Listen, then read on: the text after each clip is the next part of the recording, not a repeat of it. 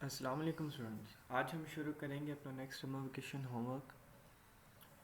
Hope so आप लोगों ने पिछला जितना भी हम समर वेकेशन होमवर्क कर चुके हैं वो आप लोगों ने राइट डाउन कर लिया होगा। जो आज हमारे मल्टीपल चॉइस क्वेश्चंस हैं ये भी काफ़ी according to paper point of view, अगर हम बोर्ड की बात करें उस लिहाज से भी ये काफ़ी इम्पॉर्टेंट है। और जब आपका नेक्स्ट टेस्ट आना है उस लिहाज से भी ये इम्पोर्टेंट होंगे, तो आप लोगों ने इसको अच्छे से तैयार करना है। पहला हमारे पास MCQs हैं। A force of 10 Newton is making an angle of 30 with x axis, यानी हॉरिजॉन्टली बात कर रहा है x axis पर। इट्स हॉरिजॉन्टल कंपोनेंट इज, ये जो हमारे पास सिंपल f किसके इक्वल आ गया 10 न्यूटन के, क्योंकि फोर्स है हमारे पास। और जो थीटा हमारे पास एंगल बन रहा है वो कितना आ गया 30 डिग्री का आ गया। एंड विद एक्स एक्सिस जो एंगल है वो एक्स एक्सिस पर है। इट्स हॉरिजॉन्टल कंपोनेंट क्या होगा, यानी कि जो उसकी फोर्स ऑफ एक्स कंपोनेंट है वो क्या होगी। जैसा कि आप लोग रेजोल्यूशन ऑफ फोर्स टॉपिक पढ़ चुके हैं, उसमें आप लोगों ने फोर्स ऑफ हॉरिजॉन्टल कंपोनेंट यानी कि एक्स कंपोनेंट की बात कर रहा हूँ, उसके बाद फोर्स ऑफ वर्टिकल कंपोनेंट यानी कि वर्टिकल कंपोनेंट वाई कंपोनेंट की बात कर रहा हूँ, वो फाइंड करना था। तो जब भी फोर्स ऑफ हॉरिजॉन्टल कंपोनेंट हमने फाइंड करनी है तो उसका फॉर्मूला हमने एक ही पढ़ा था कि जो हमारा एफ एक्स है यानी कि फोर्स ऑफ एक्स कंपोनेंट वो किसके इक्वल है, वो इक्वल हो जाएगा जी हमारा सिंपल जो फोर्स गिवन है उसको हमने मल्टीप्लाई कर देना है। किसके साथ मल्टीप्लाई कर देना है, कॉस, और कॉस के साथ क्या लगा देना है थीटा जो एंगल है। लेकिन मैं यहाँ पे जो है उसकी डायरेक्ट वैल्यूज़ लिख देता हूँ, यानी कि कॉस 30 है हमारे पास। और आप लोगों को पता है कि कॉस 30 किसके इक्वल होता है, कॉस 30 हमारे पास इक्वल होता है 0.87 के। और फोर्स हमारे पास गिवन है 10। जब हम 10 को मल्टीप्लाई कर देंगे 0.87 के साथ, तो चलें हम यहाँ पे लिख भी देते हैं 10 मल्टीप्लाई बाय 0.87। तो 10 को जब हमने 0.87 के साथ मल्टीप्लाई किया तो हमारा आंसर वहाँ पे आ गया जी 8.7। अब हमने देखना है जी इसका यूनिट क्या है, क्योंकि फोर्स है तो फोर्स का यूनिट हमें पता है क्या होता है, न्यूटन होता है। तो हमने ऑप्शन ए देखा, वो 4 न्यूटन था जो कि हमारा आंसर नहीं था। बी 5 न्यूटन, ये भी नहीं है। सी 7 न्यूटन नहीं। डी 8.7 न्यूटन जो कि हमारे सोल्यूशन के रिजल्ट को भी वेरीफाई कर रहा है। तो MCQs नंबर 1 का जो एग्जैक्ट आंसर हमारे पास आ जाएगा बेटा वो क्या है 8.7। नेक्स्ट हमारे पास आ जाता है दी the SI unit of torque is newton metre, newton per metre, newton metre square और न्यूटन सेकंड। तो हमने पढ़ा था SI यूनिट ऑफ टॉर्क किसके इक्वल होता है, न्यूटन मीटर के होता है। तो MCQs नंबर 2 का एग्जैक्ट आंसर होगा ऑप्शन ए। उसके बाद आ जाता है जी हमारे पास MCQs number 3, a point where an applied force causes the system to move without rotation। एक ऐसा पॉइंट जिस पर हम फोर्स लगाएं तो ऑब्जेक्ट सीधा चला जाता है बगैर रोटेट किए, बगैर मुड़े। इसकी एक एग्जांपल देख लेते हैं। फॉर एग्जांपल मेरे पास ये एक ब्लॉक है, मैंने देखा ब्लॉक का सेंटर पॉइंट ये वाला है। अगर मैं ब्लॉक के सेंटर वाले पॉइंट पर फोर्स अप्लाई करूँगा तो ब्लॉक सीधा मूव कर जाएगा बगैर किसी राइट लेफ़्ट साइड पे मुड़े हुए। हाँ, अगर मेरी फोर्स ज़रा सी भी सेंटर पॉइंट से हिली, मिसाल के तौर पे मेरी फोर्स थोड़ी सी इधर चलेगी, सेंटर पॉइंट से ज़रा सी भी हिली तो पॉसिबिलिटी है कि ये टर्न कर जाए क्लॉकवाइज डायरेक्शन में, थोड़ा सा ये राइट साइड पे टर्न कर जाएगा। और अगर मेरी फोर्स थोड़ी सी भी लेफ़्ट साइड पे गई सेंटर पॉइंट से तो ये फिर दूसरी डायरेक्शन में टर्न कर जाएगा। तो एक ऐसा पॉइंट जहाँ पर हम फोर्स अप्लाई करें तो ऑब्जेक्ट बिल्कुल सीधा चला जाता है, बिल्कुल स्ट्रेट मूव करता है बगैर मुड़े हुए, तो वो वाला पॉइंट उसका सेंटर ऑफ मैस पॉइंट होता है। यानी कि ऑब्जेक्ट की बात करें तो उसका मैस होगा सेंटर ऑफ mass। तो इसका आंसर जो होगा ऑप्शन बी। जितने ऑप्शन होते हैं वो एक दूसरे से मिलते जुलते होते हैं, तो अमूमन आप लोग गलती कर देते हो, आप लोग सेंटर ऑफ बॉडी लगा देते हो। लेकिन याद हो तो हमने दो डेफिनेशंस पढ़ी थी, एक हमने सेंटर ऑफ ग्रेविटी पढ़ी थी, एक हमने सेंटर ऑफ मास पढ़ी थी। तो सेंटर ऑफ मास ही ऐसा पॉइंट होता है जिस पर हम फोर्स अप्लाई करें तो ऑब्जेक्ट बगैर मुड़े रोटेट कर जाता है। एमसीक्यूज नंबर 4 कहता है the centre of gravity of uniform cylinder is at. हमारे पास एक यूनिफॉर्म सिलेंडर है, उसका सेंटर पॉइंट क्या होगा हमने वो फाइंड करके देना। और आपको पता है अगर हम यहाँ पे यूनिफॉर्म सिलेंडर ड्रा करें तो वो किस शेप का होता है, वो लाइक अगर ड्रा हो जाए कुछ इस तरह का होता है। अब कहता है ये जो हमारे पास यूनिफॉर्म सिलेंडर है इसका सेंटर ऑफ ग्रेविटी पॉइंट क्या होगा, हमने वो फाइंड करके देना है। अब इस यूनिफॉर्म सिलेंडर का जब हम सेंटर ऑफ ग्रेविटी पॉइंट देखते हैं तो हमने वो फाइंड करना है।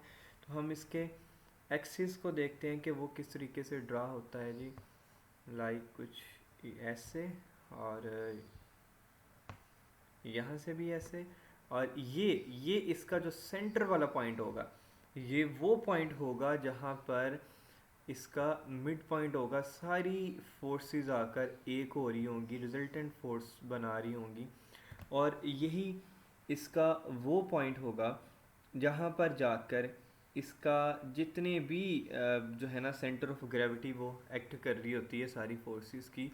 तो इसका ऑप्शन होगा A, middle point of its axis.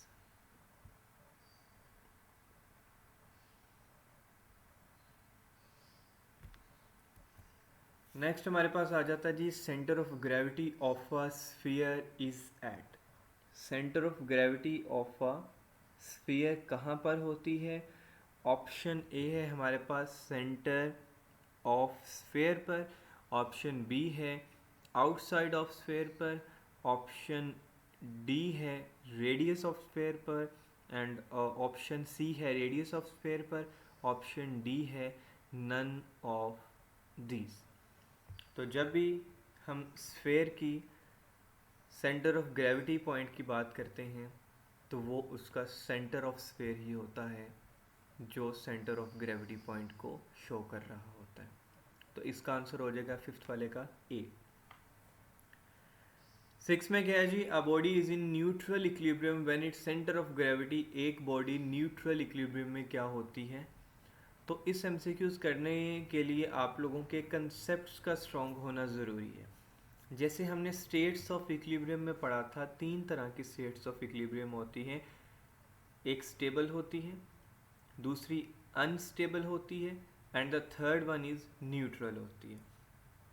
Stable में हमने क्या पढ़ा था कि जब भी हम बॉडी को थोड़ा सा, यानी कि a body is said to be unstable if after a slightest tilt, यानी कि अगर हम उसको थोड़ा सा उठाने के बाद जब उसको फ्री करते हैं तो वो रिटर्न अपनी प्रीवियस पोजीशन पर आ जाता है।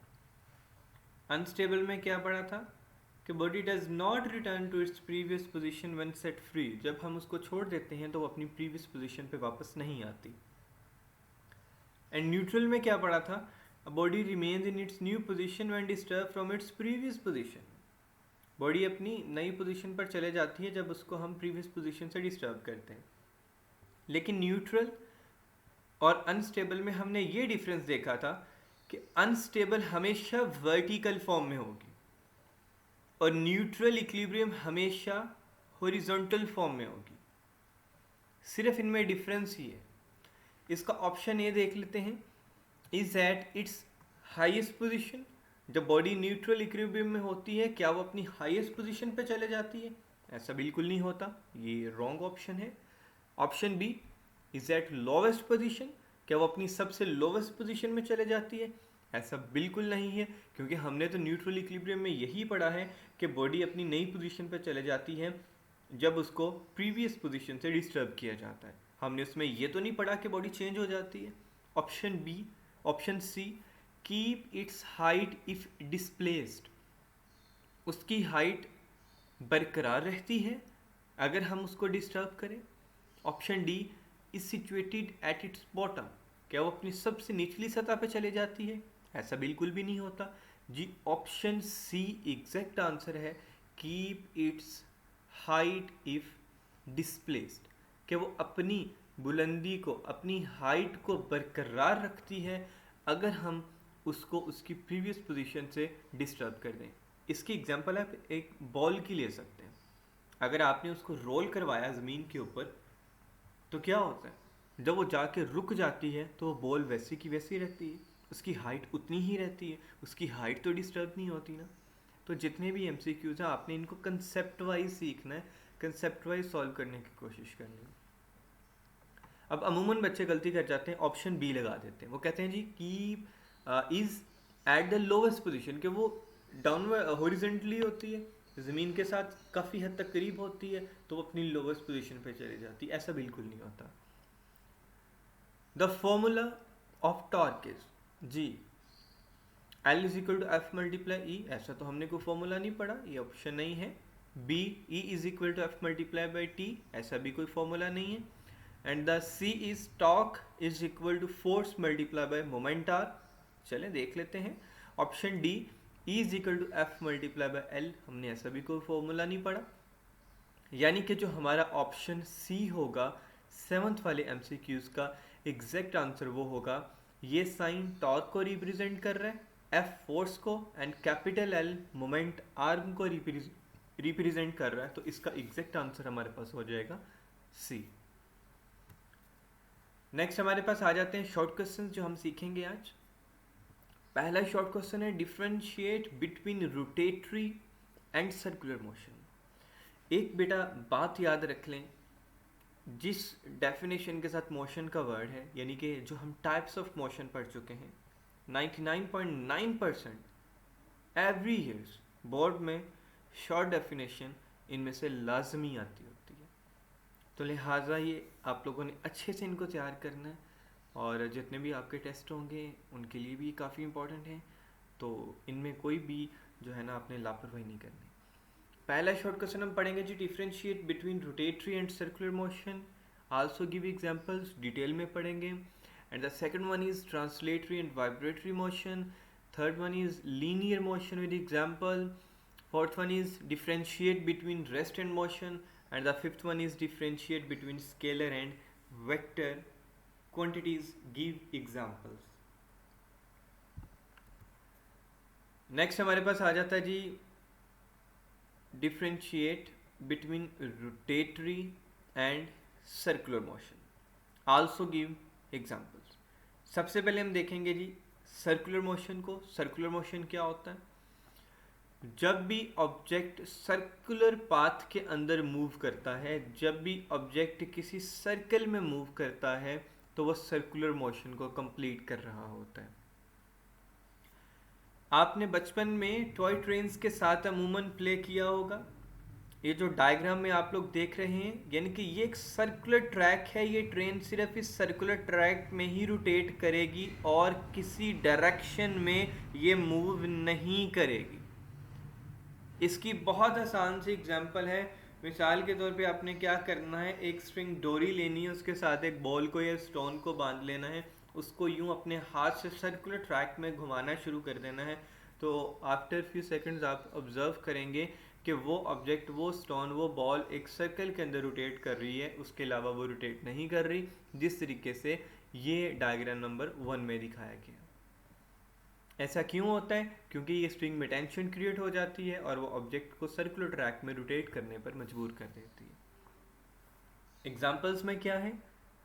A toy train moving on a circular track, a bicycle or a car moving along a circular track possess circular motion। लेकिन सर्कुलर ट्रैक के अंदर कोई भी ऑब्जेक्ट मूव कर जाए तो सर्कुलर मोशन को कंप्लीट कर रहा है। इसकी नेचुरल एग्जांपल्स क्या होगी? चांद जमीन के इर्द गिर्द रोटेट करता है, ऐसे ही होता है ना। और उसके बाद हमारी ज़मीन सूरज के इर्द गिर्द रोटेट करती है अपने एक्सिस में, यानी सर्कुलर ट्रैक में वो रोटेट कर रही हैं। और ये बिग नेचुरल एग्जांपल है सर्कुलर मोशन की। नेक्स्ट हमारे पास क्वेश्चन नंबर 1 का ही पार्ट है, रोटेटरी मोशन।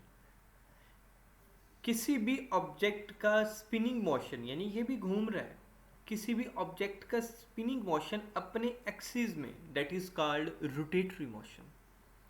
इसकी एग्जांपल आप गाड़ी के व्हील्स ले सकते हैं कि वो स्पिन तो करते हैं, अपनी डायरेक्शन भी चेंज करते हैं, लेकिन वो रहते एक जगह पर ही, एक ही पॉइंट पे रोटेट करते हैं। आप स्टीयरिंग व्हील ले लें गाड़ी का, स्टीयरिंग व्हील क्या होता है, एक ही जगह पर रहता है। ऐसा तो नहीं होता हमने गाड़ी को राइट साइड पर अगर टर्न किया तो ये हमारे पास जो स्टीयरिंग है ये भी राइट साइड पे टर्न हो जाएगा। जी, राइट साइड पे तो टर्न होगा, लेकिन अपनी डायरेक्शन, अपने पॉइंट को नहीं छोड़ेगा जहाँ पे ये जुड़ा हुआ है। अगर हम इसको लेफ्ट साइड पे टर्न करें तो जी ये घूमते हुए लेफ्ट साइड पे तो टर्न हो जाएगा, लेकिन रहेगा अपनी पॉइंट पे, अपने एक्सिस पे।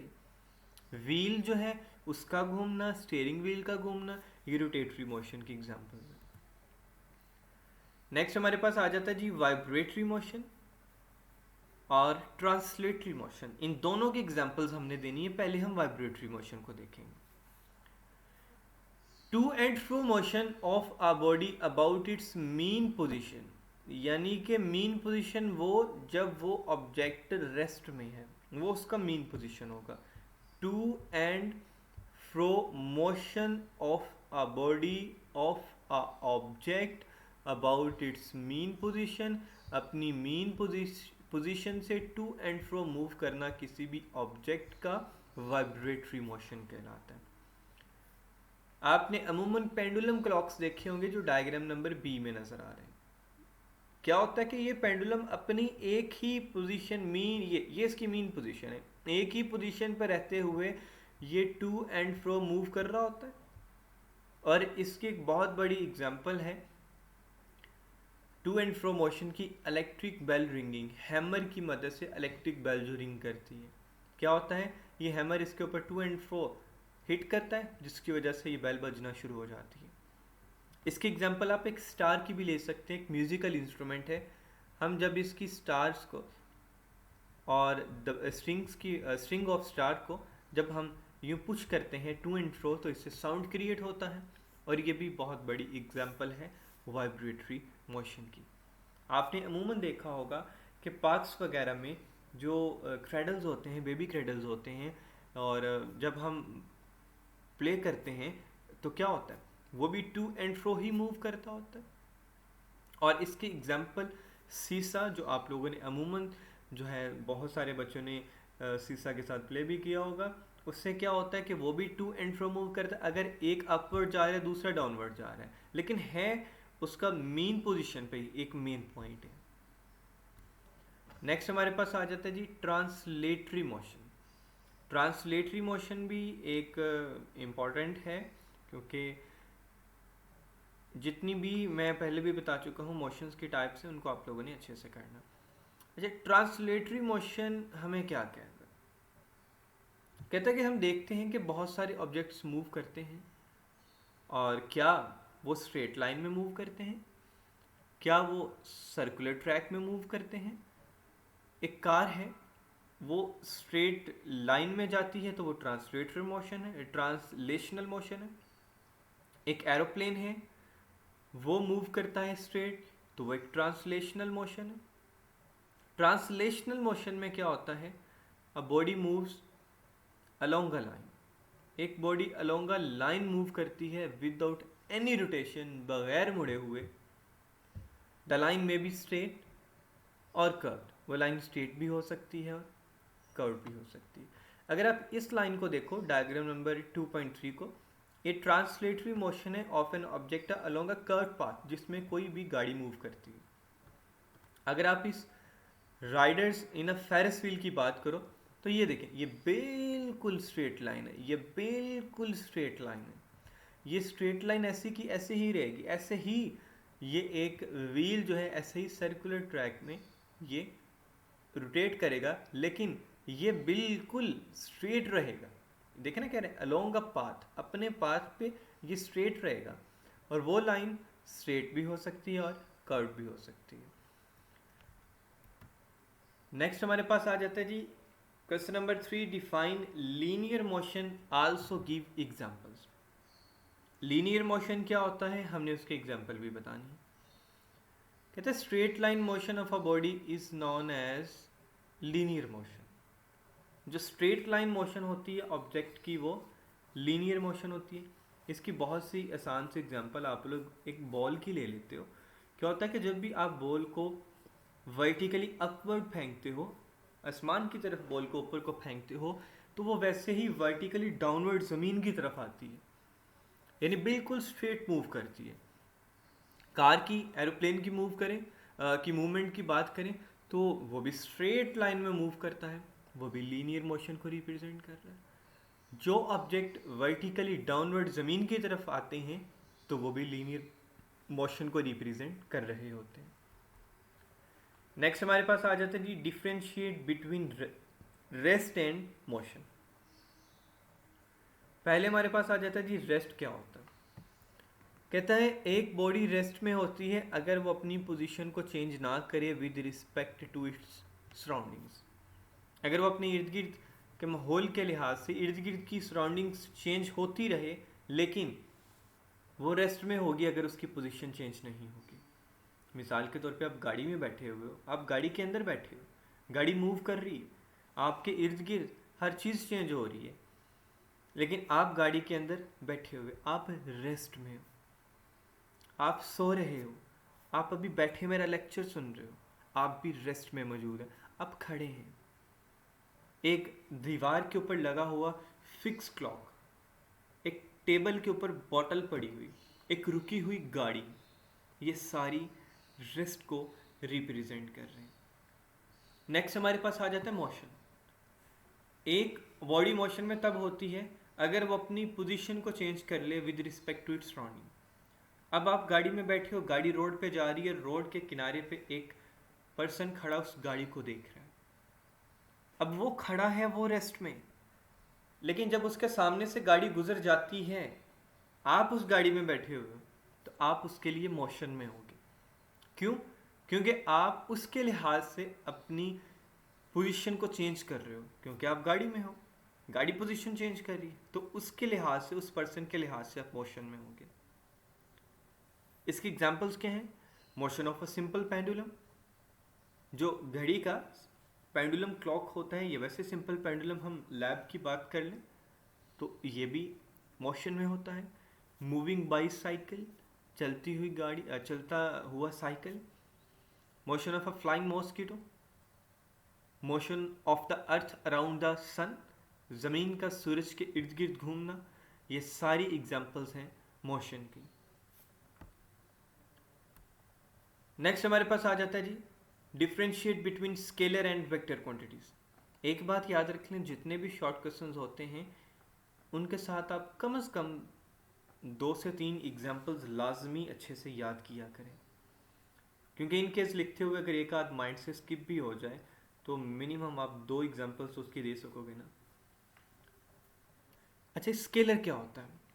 कहते हैं स्केलर क्वांटिटी ऐसी क्वांटिटी होती है जो सिर्फ उसके मैग्नीट्यूड से रिप्रेजेंट की जाती है, जो सिर्फ मैग्नीट्यूड बताता है। मिसाल के तौर पे हमारे पास यहाँ पर एक बॉक्स है और बॉक्स के अंदर कुछ ऑब्जेक्ट्स पड़े हुए हैं, तो हम यहाँ पर बता सकते हैं इसका वेट, और इसके अंदर पड़े हुए ऑब्जेक्ट गिन के बता सकते हैं वो, यानी कि हम इसके मैग्नीट्यूड को रिप्रेजेंट कर रहे हैं। एग्जाम्पल क्या है स्केलर की? मैस है, लेंथ है, टाइम है। देखिए मैस बता सकते हैं, लेंथ भी बता सकते हैं, टाइम भी बता सकते हैं, स्पीड भी बता सकते हैं, वॉल्यूम, वर्क एंड एनर्जी, कितना वर्क डन हुआ, कितनी एनर्जी यूज हुई। और दूसरी तरफ अगर हम वेक्टर्स की तरफ चले जाएं तो वेक्टर क्वांटिटी मैग्नीट्यूड के साथ साथ डायरेक्शन भी बताती है। मिसाल के तौर पे मैंने अब इसी ऑब्जेक्ट पर फोर्स लगा दी, यानी इधर से इस डायरेक्शन में फोर्स लगा दी। अब मुझे ये फोर्स की डायरेक्शन भी बता रहा है। अगर मैं इधर से फोर्स लगाता हूँ तो पता लगेगा कि भाई मैंने इधर से फोर्स लगाई, यानी इधर से मुझे फोर्स की डायरेक्शन भी पता चल रही है। मैग्नीट्यूड के साथ साथ अगर मुझे फोर्स की डायरेक्शन भी पता चल जाए तो that is vector. Examples of vectors में क्या है? वेलोसिटी, डिस्प्लेसमेंट, अच्छा शॉर्टेस्ट डिस्टेंस होता है ना, पाथ का पता होता है, फोर्स, मोमेंटम, टॉर्क। टॉर्क का फॉर्मूला अभी हमने एमसीक्यूज में किया है, क्या है याद है आप लोगों को? Force multiply by moment arm. और टॉर्क को किससे रिप्रेजेंट करते हैं? टॉर्क के साइन के साथ। Is it clear? अच्छा भी ये तो था हमारा सिंपल। सिंपल क्या था? स्केलर और वेक्टर में डिफरेंस। ये अमूमन पूछा भी जा सकता है पेपर्स में। नेक्स्ट हमारे पास आ जाएगा लॉन्ग क्वेश्चन। देखने में तो ये छोटा सा लगेगा, लेकिन इसमें डिफरेंस भी आ सकता है। हमने डिफरेंस करना है मैस और वेट के दरमियान। आमतौर पर मैस और वेट को एक मिलती जुलती क्वांटिटीज ही कंसीडर किया जाता है, लेकिन ये करेक्ट नहीं है। ये दोनों डिफरेंट क्वांटिटीज हैं। मैस एक स्केलर क्वांटिटी है। मैस कैसे स्केलर क्वांटिटी है? अभी हमने पिछली स्लाइड में पढ़ा, स्केलर मैस, यानी ये ऑब्जेक्ट है, हमने इसका मैस बताया था, लेकिन हमें इसकी डायरेक्शन नहीं पता थी। तो मैस क्या है? एक स्केलर क्वांटिटी है। और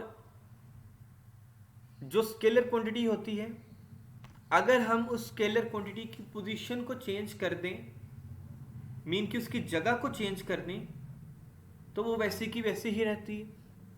मिसाल के तौर पे मेरे पास ये एक ब्लॉक है, पहले ये पोजीशन ए पर पड़ा हुआ है, मैं इसको मूव करवाते हुए यहाँ पर पोजीशन बी पर ले जाता हूँ, तो क्या होता है? ये वैसा का वैसा ही है, सेम है। तो जो मैस होता है, अगर हम उसकी जगह को चेंज करें तो वो वैसा का वैसा ही रहता है।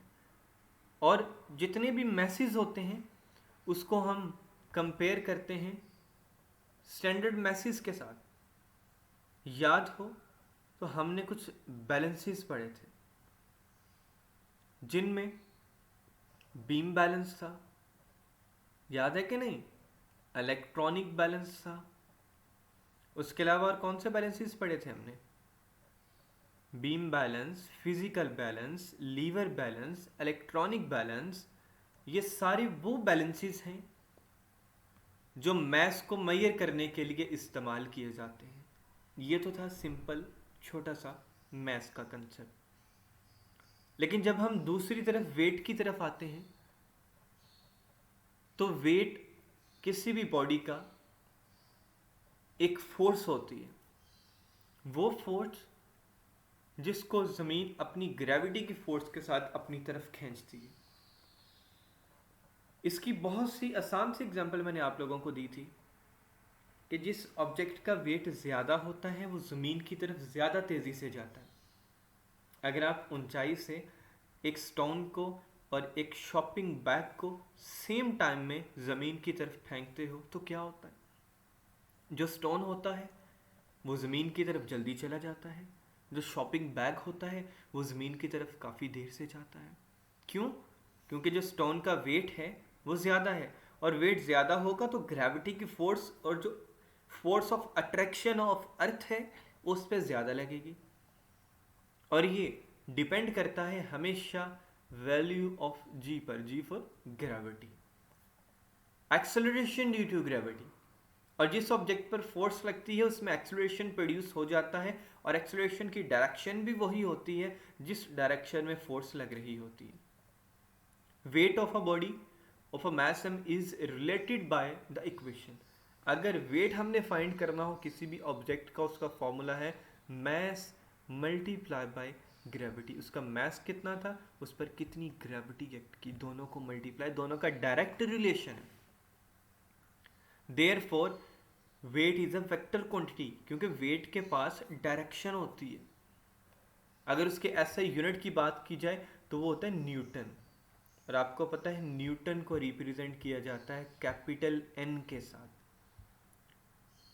द सेम एज फोर्स, और फोर्स का भी यही यूनिट होता है न्यूटन, क्योंकि वेट पर भी फोर्स अप्लाई हो रही होती है। तो दैट्स वाई फोर्स और वेट दोनों का सेम यूनिट। और वेट को हमेशा मेजर किया जाता है स्प्रिंग बैलेंस की मदद से। किससे मेजर किया जाता है? स्प्रिंग बैलेंस की मदद से। और ये एमसीक्यूज भी आ सकता है कि मैस किन से मेजर होते हैं, ये बैलेंसेस से मेजर होते हैं। तो ज़्यादातर बीम बैलेंसेस हो गया, जो मैंने आगे आपको बैलेंसेस के नेम बोले, वो physical balance, lever balance, electronic balance. और जब भी वेट की बात होगी मेजरमेंट की, तो वो किस में मेजर होगा? वो स्प्रिंग बैलेंस में मेजर होगा। ये एमसीक्यूज भी पूछा जा सकता है। होप सो आज का सारा टॉपिक आप लोगों को अच्छे से क्लियर हो गया होगा। अल्लाह हाफिज़।